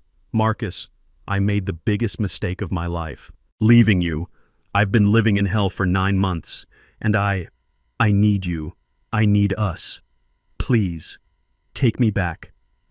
There was a long silence. I watched through the gap in the door. Marcus stood with his arms crossed, looking at Kyle like he was a stranger, which in many ways he was. "Where have you been?" Marcus finally asked. "Connecticut. With my parents." Kyle wiped his face. "It was supposed to be temporary, just until I figured things out, but they cut me off." Why? Kyle looked down. "Because I screwed up. Again. My sister's boyfriend. He said something that pissed me off. We got into it. I hit him, broke his nose. My parents said they were done covering for me, done bailing me out, done enabling me." His voice turned bitter. "Sound familiar?" Marcus didn't flinch. "So they kicked you out 3 weeks ago. I've been staying in my car. The Tesla got repossessed months ago. I'm driving my sister's old Civic now. She took pity on me. Gave it to me before she stopped talking to me too. And you came here, why? Because I love you." Kyle stepped closer. "Marcus, I know I was wrong. I know I hurt you. I know I hurt your father. But I've changed. I've had time to think, to realize what I lost. You. I lost you. And I can't live without you." Marcus stared at him. Really stared. And then he laughed. It was a cold, bitter sound I'd never heard from him before. "You can't live without me, or you can't live without someone to take care of you." Kyle's face crumpled. "That's not fair, isn't it?"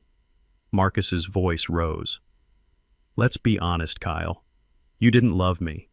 You loved my father's house, my father's money. You loved the lifestyle, the comfort, the ability to shop at Nordstrom and drive a Tesla and pretend you were successful. And the second that was gone, you were gone too. That's not true. It is true. Marcus took a step toward Kyle, and suddenly he looked bigger, stronger. Not the broken man Kyle had left at that motel. You left me with nothing, no car, no money, no explanation. You just drove away because I couldn't give you the life you wanted anymore. I was scared. I didn't know what to do. You were selfish. There's a difference.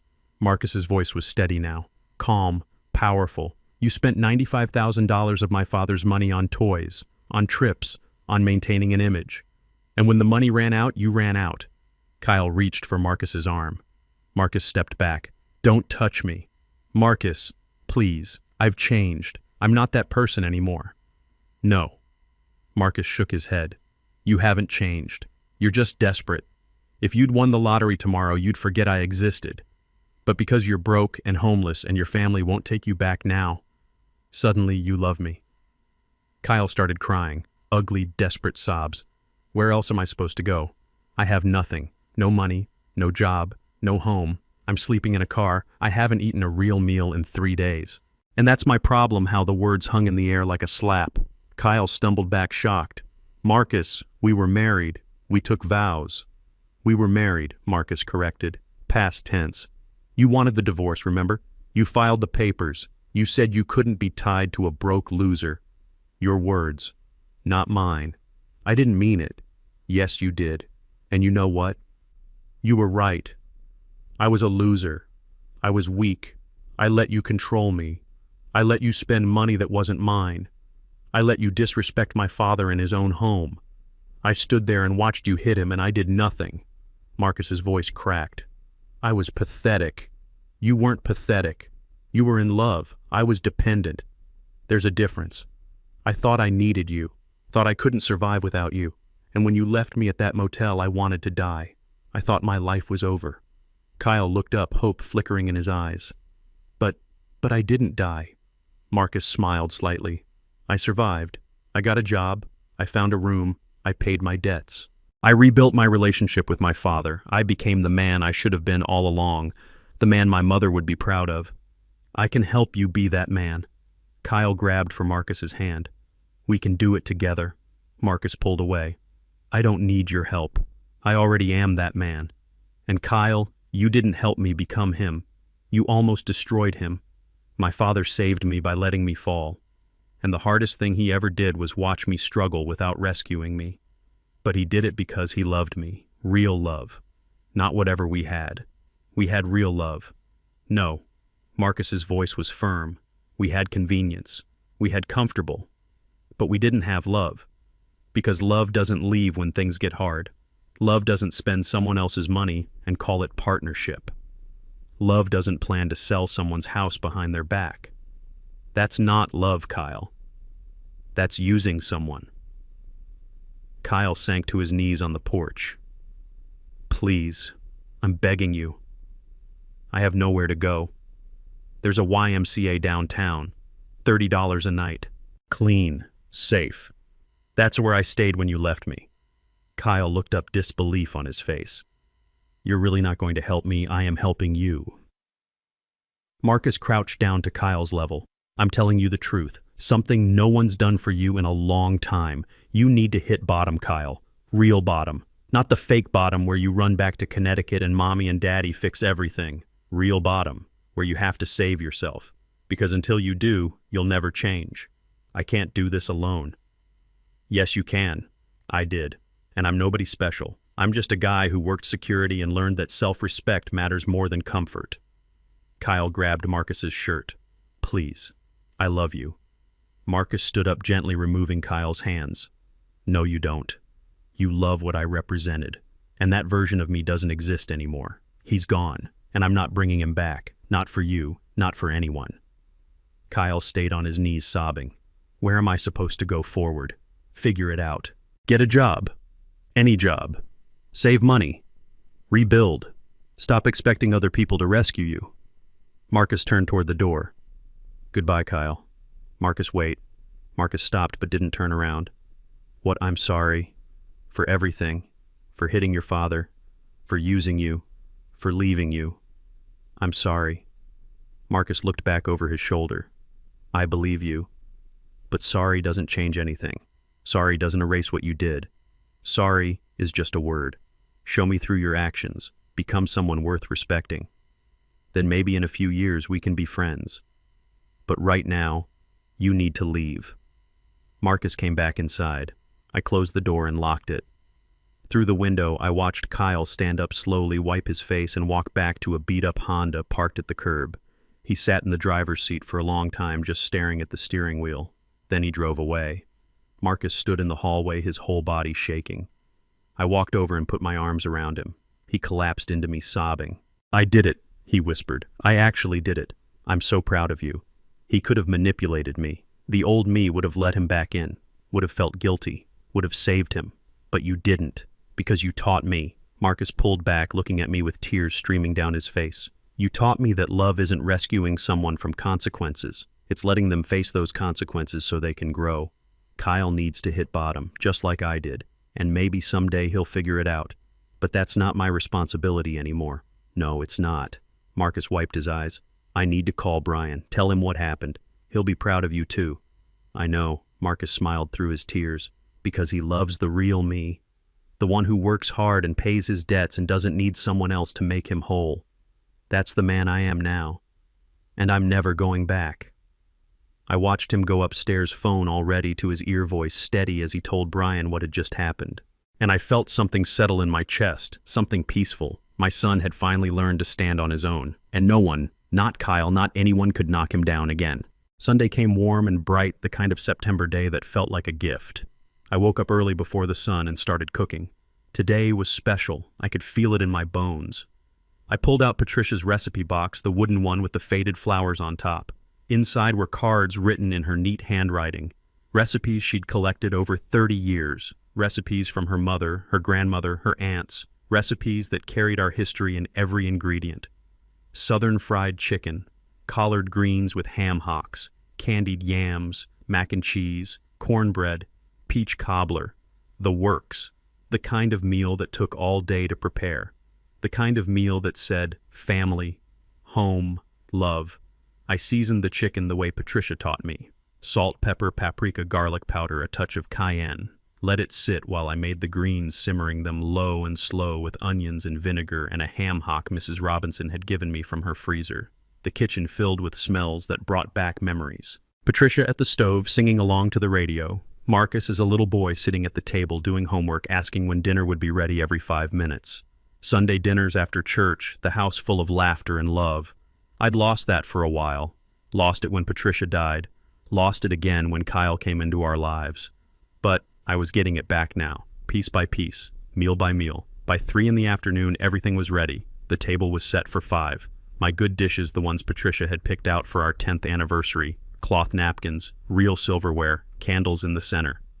The doorbell rang at 4. I opened it to find Pastor Williams dressed in his Sunday suit, even though church had been hours ago. He held a bottle of sparkling cider. Lawrence, he boomed, pulling me into a hug. Something smells incredible. Patricia's recipes, God rest her soul. She could cook. He handed me the cider. For the table. To celebrate. Celebrate what you'll see. Mrs. Robinson arrived next, carrying a sweet potato pie. She was 82 now, moved a little slower, but her mind was sharp as ever. Lawrence Bennett, she said, kissing my cheek. This house smells like heaven. Come in, come in. Marcus and Brian arrived last, pulling up in Brian's old Honda. They got out holding hands, both dressed nicely. Marcus in slacks and a button-down. Brian in khakis and a polo. They looked happy, relaxed, right. We gathered around the table. I looked at the faces. Pastor Williams, who'd counseled me through Patricia's death and Marcus's struggles. Mrs. Robinson, who'd watched Marcus grow up, who'd brought me casseroles when I was too tired to cook. Marcus, my son, my heart finally becoming the man he was meant to be. And Brian, the man who saw Marcus for who he really was. Family, not all by blood, but family nonetheless. Pastor Williams said grace. We held hands around the table, heads bowed as his deep voice filled the room. Lord, we thank you for this food, for this home, for this family. We thank you for second chances and hard lessons learned. We thank you for Lawrence, who loved his son enough to let him fall. And we thank you for Marcus, who loved his father enough to get back up. Bless this meal and all who share it. Amen. Amen, we echoed. And then we ate. Passed dishes, filled plates. The chicken was crispy and juicy. The greens were perfect. The mac and cheese was creamy and rich. The cornbread was golden. Everything tasted like home. Lawrence, Mrs. Robinson said, "This chicken is even better than Patricia's." Don't tell her I said that. We laughed. It felt good to laugh, to joke about Patricia like she was still with us, because in a way she was. In the recipes, in the memories, in Marcus's smile. Brian, Pastor Williams said, "Marcus tells me you're a teacher." "Yes, sir. 3rd grade. Public school on the south side. Noble work. We need more young men like you in our community." Brian smiled. "I'm just trying to give back. I had teachers who believed in me when nobody else did. Now it's my turn." The conversation flowed easy. Stories, laughter, Mrs. Robinson telling embarrassing stories about Marcus as a kid, Pastor Williams discussing the church's new community center, Brian talking about his students, Marcus listening, smiling at peace. After dinner, after the peach cobbler and coffee, after the dishes were cleared, Marcus stood up. He looked nervous but determined. "Dad, Pastor Williams, Mrs. Robinson, Brian, and I have some news." I looked at Brian, who was smiling. Marcus took a breath. "We're moving in together. Brian and I found a place, a 2-bedroom apartment in Pilsen near Brian's school. It's small, $800 a month, but it's ours. We sign the lease next week." My heart did something complicated. Pride, sadness, joy, all at once. "That's wonderful," I said quietly. "I want you to know." Marcus continued, "This isn't about leaving you, Dad. It's about standing on my own, completely on my own. Brian and I were building something together, something real. And I need to do that independently. Not in your house under your roof. I need to prove to myself that I can." He looked at me, his eyes wet. "But I'm not disappearing. I'll still pay you back. $500 a month every month until the debt is paid. That doesn't change. And I'll visit every Sunday. For dinner, if you'll have me." I stood up and walked around the table, pulled Marcus into a hug, held him tight. "That's my son," I whispered, standing on his own 2 feet. "Your mother would be so proud." "Are you proud?" Marcus asked, his voice small. "More than you'll ever know." We pulled apart. Mrs. Robinson was crying. Pastor Williams was smiling. Brian looked at Marcus with such love it made my chest ache. "When do you move?" I asked. 2 weeks. Marcus wiped his eyes. "I'll miss living here. But I'm ready. I'm really ready. I know you are." After everyone left, after the hugs and the goodbyes and the promises to visit, I stood alone in my kitchen. The house was quiet again, but it was a different kind of quiet, not the heavy, suffocating silence of loneliness, the peaceful quiet of contentment. I walked through the house room by room like I used to do before bed when Marcus was little, making sure everything was locked, everything was safe. In the living room I stopped, looked around. The furniture was mine, the walls were mine, the memories were mine. And there wasn't a single yellow label anywhere. Kyle was gone. The lies were gone. The manipulation was gone. And Marcus was thriving. Not just surviving, thriving. I sat in Patricia's chair and closed my eyes, felt her presence around me, felt her approval, her love. "We did it, baby," I whispered into the quiet. "Our boy is going to be okay, better than okay. He's going to be happy. Really, truly happy." The house settled around me, creaking, breathing. This house that had held so much pain and so much joy, this house that I'd fought for, this house that was finally truly mine again. I thought about the journey, about the labels, about the confrontation, about the eviction, about watching Marcus struggle and not rescuing him, about the contract, about the payments, about Brian, about tonight's dinner. Every moment had been necessary. Every painful decision had led us here. To freedom, to peace, to family rebuilt on truth instead of obligation. I opened my eyes and looked at the photo of Patricia on the mantel, the one Kyle had labeled. The frame was clean now. No stickers, no claims, just Patricia smiling that smile that had made me believe in love. I did what you would have done, I told her. I loved him enough to let him go. And he came back better, stronger. Ours. Outside, the street lights came on. The neighborhood settled into evening. Somewhere, Mrs. Robinson was watching her stories. Pastor Williams was preparing next Sunday's sermon. Marcus and Brian were probably at Brian's apartment planning their future together. And I was here, in my house. The house I'd defended, the house I'd refused to lose. Alone, yes, but not lonely, because I'd learned something through all of this, something important, something true. Love isn't keeping people close when they need to leave. Love isn't rescuing them from every fall. Love isn't enabling bad choices because you're afraid of being alone. Love is having the courage to let go, to watch someone struggle, to refuse to save them so they can learn to save themselves. That's what I'd done for Marcus. And he'd done the impossible. He'd saved himself, rebuilt himself, became himself. I stood up and turned off the lights, walked to my bedroom, got ready for bed. Tomorrow I'd go to work. I'd save lives. I'd come home to this quiet house. I'd live my life. And every Sunday Marcus would come for dinner. We'd eat together, laugh together, be family together. Not because he had to, not because he owed me, not because he was trapped, because he wanted to. And that made all the difference. I lay down in bed in the house that was finally mine again and closed my eyes. For the first time in years, I slept peacefully. No labels, no lies, no fear, just peace. A week after that Sunday dinner, I sat in my living room with the morning paper and a cup of coffee. The house was quiet. Marcus had moved out 3 days ago. Brian's Honda packed with boxes and bags, the two of them driving off to start their life together in Pilsen. The house felt different now. Not empty, just peaceful. Like it could finally exhale after holding its breath for years.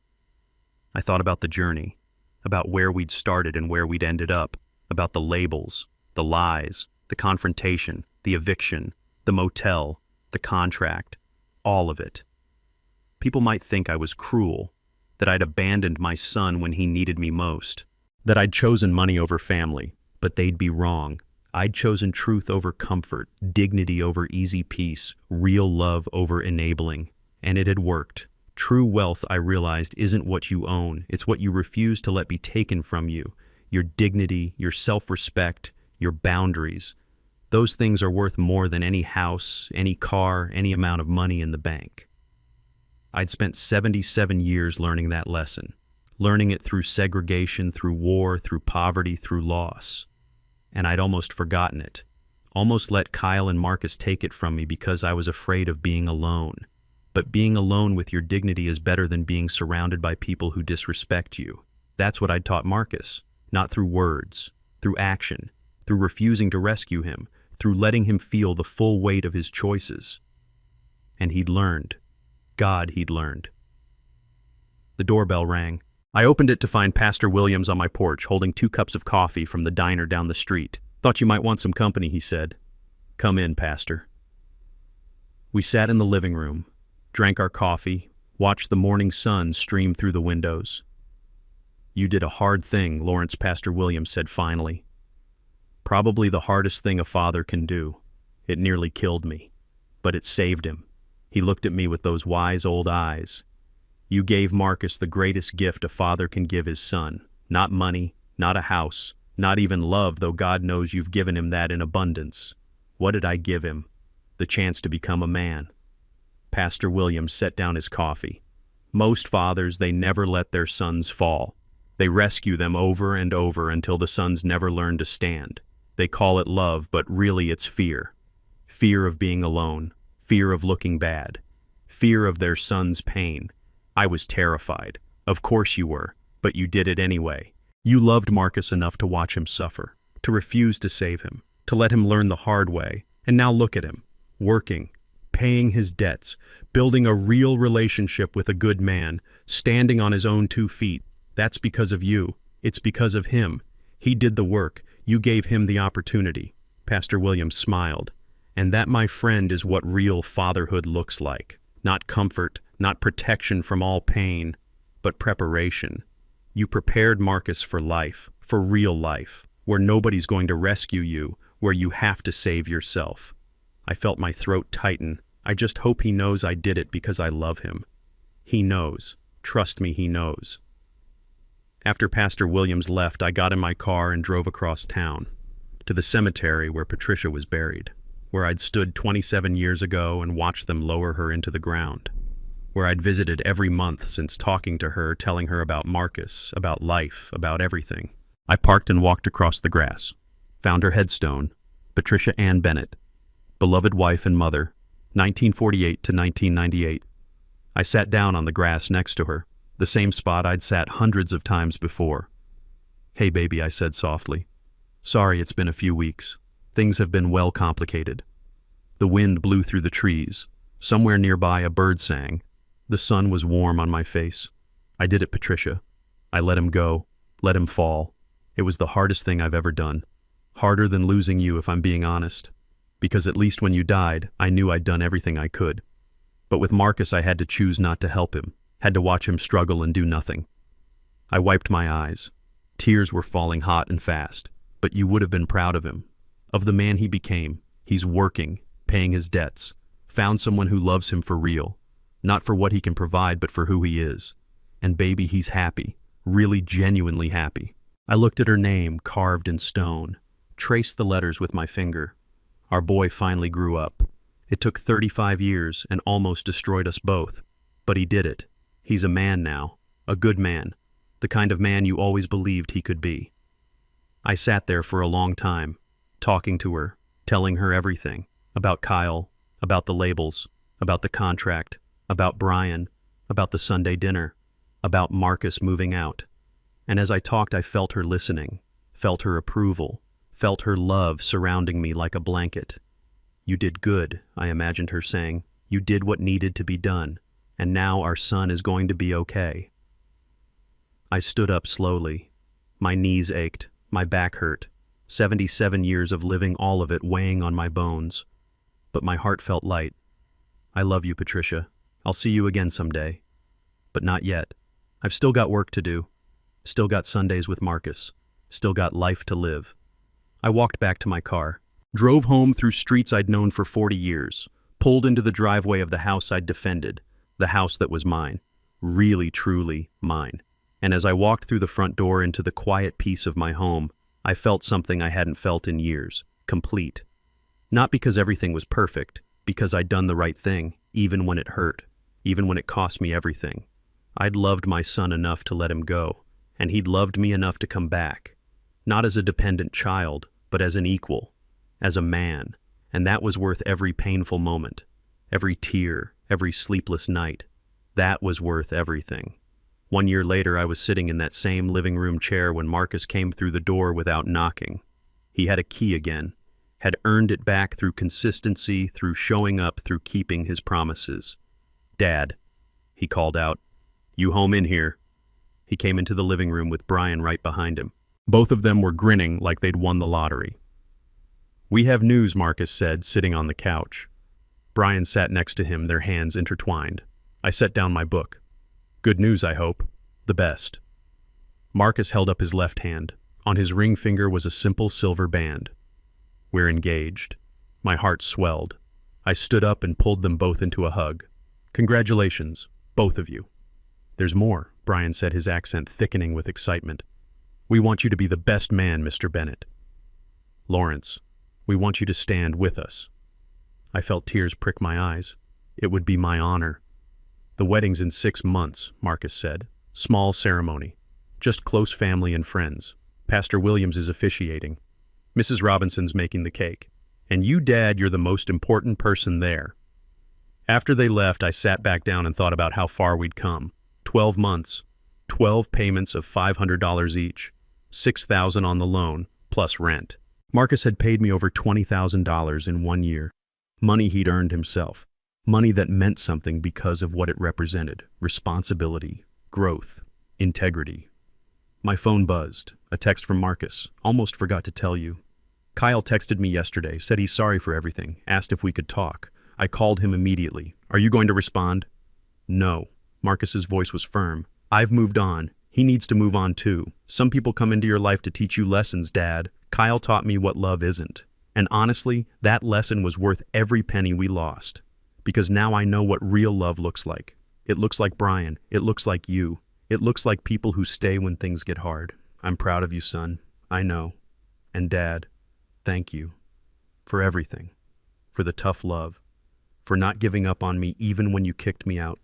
For teaching me that the hard way is sometimes the only way. After we hung up, I thought about Kyle. Somewhere out there, he was probably still struggling. Still looking for someone to rescue him. Still refusing to do the work. And I felt something unexpected. Not anger. Not satisfaction, just sadness.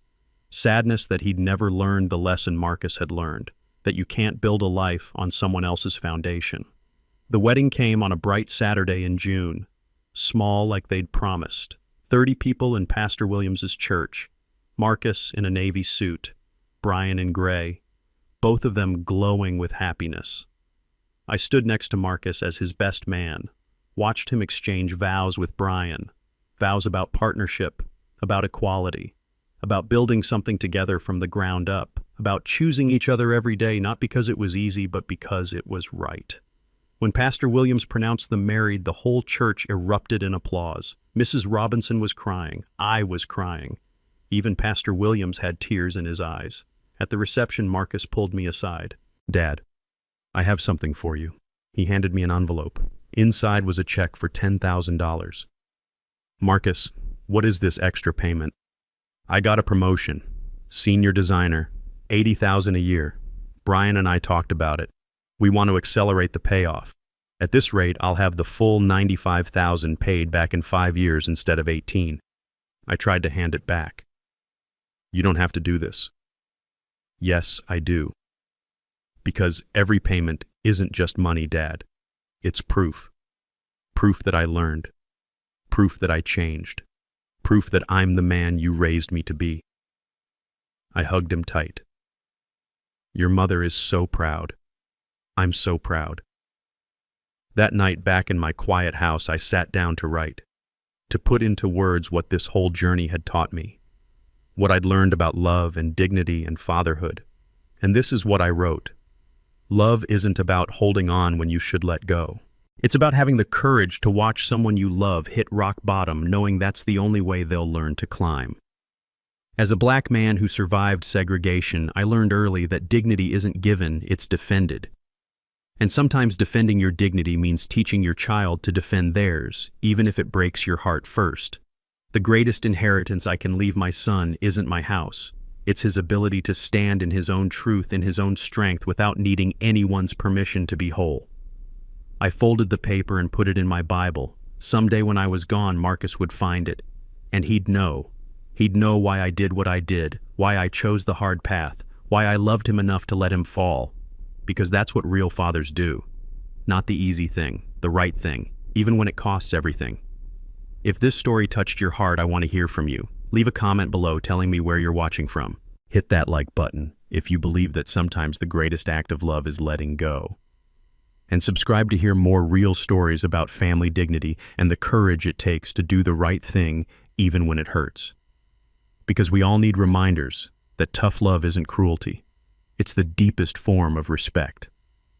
Share this story with someone who needs to hear it. Someone who's struggling with enabling a loved one. Someone who needs permission to set boundaries. Your story matters, your strength matters, and you're not alone.